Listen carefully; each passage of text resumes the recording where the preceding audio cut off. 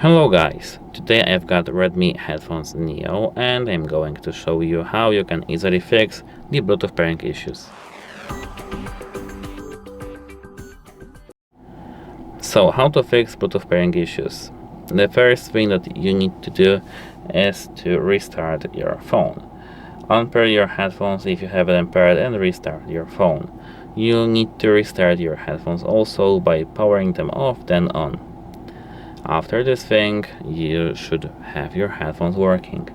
If they still don't want to work, you need to try charging them up to 100%.